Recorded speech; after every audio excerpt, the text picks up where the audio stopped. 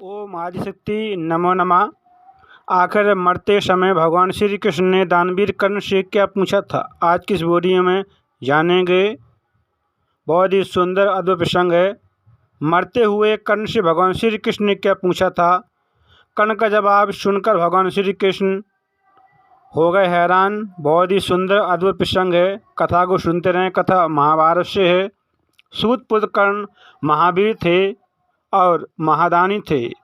हमेशा अपने दिए हुए वचनों का पालन करते थे। अपने जीवन में सदा ही उन्होंने त्याग किया है। उन्होंने कुछ नहीं मांगा किसी से। हमेशा अपने दोनों हाथों से सबको दान देते गए, लेकिन अधर्म का साथ देने की वजह से कुरुक्षेत्र में उनकी मृत्यु हो गई।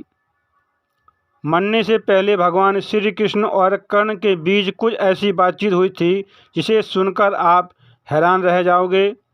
आखिर मरते समय भगवान श्री कृष्ण ने दानवीर कर्ण से क्या पूछा था। अंतिम युद्ध में कर्ण और अर्जुन एक दूसरे के बाणों को काटते जा रहे थे।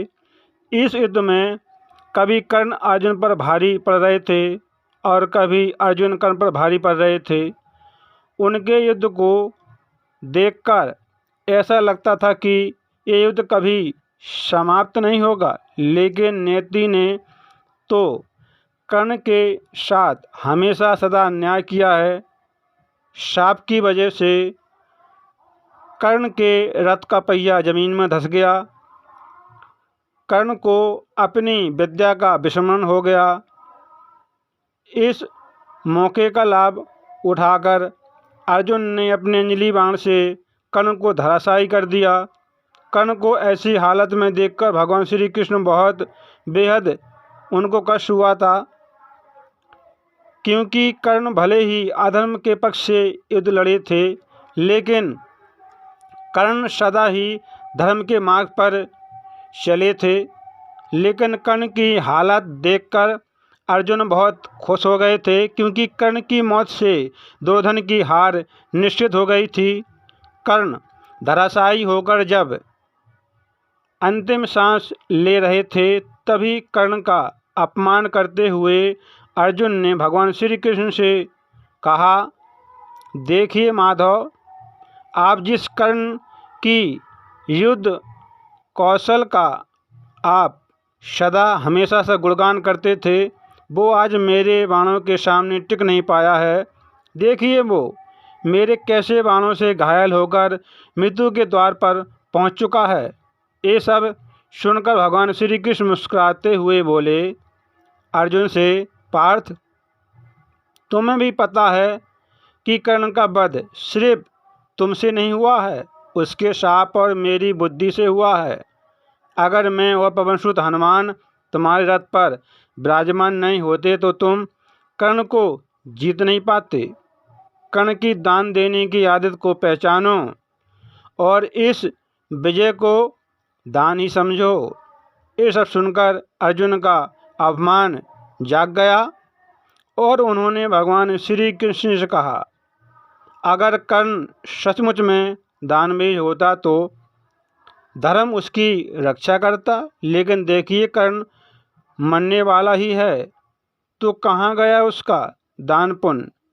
अर्जुन की ये बात सुनकर भगवान श्री कृष्ण ने एक लीला रचने के बारे में सोचा। कर्ण की अंतिम परीक्षा लेने के लिए अर्जुन भगवान श्री कृष्ण दोनों ब्राह्मण का वेश धरकर आए और कर्ण के सामने आकर दोनों को देखकर कर्ण ने दोनों ब्राह्मणों को प्रणाम किया और कहा, हे ब्राह्मण देवता, मैं आपकी क्या सेवा कर सकता हूँ। आपका स्वागत है। ये सुनकर भगवान श्री कृष्ण बोले, हे कर्ण, मैं तो आपके पास दान की आशा से आया था, दान लेने के लिए आया था आपके पास, लेकिन मुझे आपकी स्थिति के बारे में मालूम नहीं था, इसलिए मैं यहाँ से खाली हाथ ही लौट जाता हूँ। कर्ण अपने द्वार से किसी को भी खाली हाथ नहीं लौटने देते थे। अपने अंतिम क्षण में दान देने से कर्ण पीछे नहीं हटे। उन्होंने पास में पड़े हुए एक पत्थर को अपने हाथ में लेकर उससे अपने सोने के दांत पर प्रहार किया और अपने दांत तोड़कर ब्राह्मण को देते हुए कहा, हे ब्राह्मण देवता, अब मेरे पास दान देने के लिए इतना ही है। आप कृपा करके इसे आप स्वीकार कीजिए। महादानी कर्ण की दानशीलता को देखकर ब्राह्मण रूपी अर्जुन की आँखें नम हो गईं। इसके बावजूद भगवान श्री कृष्ण ने फिर से कर्ण की परीक्षा लेने के लिए कर्ण से कहा, हे कर्ण, आपका ये दांत तो खून से लथपथ है और अशुद्ध है, और एक ब्राह्मण को एक ऐसा स्वर्ण दान करना उसका अपमान ही है। मैं इसे ग्रहण नहीं कर सकता हूँ। तो ऐसे में बुरी हालत में घायल कर्ण बड़ी मुश्किल से हिलते डुलते अपने पास में रखे हुए धनुष को उठाया और वरुण अस्त्र चलाया।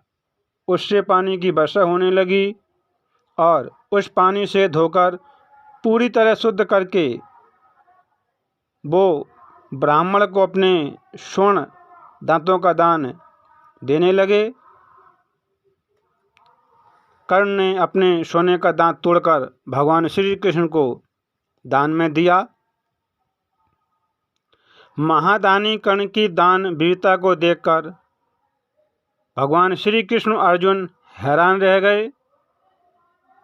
इससे भगवान श्री कृष्ण अर्जुन ब्राह्मण का रूप छोड़कर अपने असली रूप में आ गए और भगवान श्री कृष्ण ने कर्ण से कहा, हे दानी कर्ण, मुझे इस बात से कोई संदेह ही नहीं था कि तुम किसी को खाली हाथ नहीं जाने देते हो। तुम्हारे जैसा दानी आज से पहले कभी नहीं हुआ है, ना ही कभी होगा।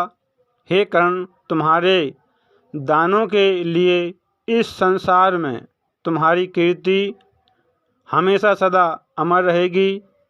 महाभारत में कर्ण से बड़ा कोई और दानी नहीं था। भगवान श्री कृष्ण भी कर्ण को सबसे बड़ा दानी मानते थे। जब युद्ध में अर्जुन के बाणों से घायल कर्ण पृथ्वी पर पड़ा था, तब कर्ण की परीक्षा लेने के लिए भगवान श्री कृष्ण कर्ण के पास गए थे। कर्ण एक महान योद्धा होने के साथ साथ दानवीर थे। कर्ण ने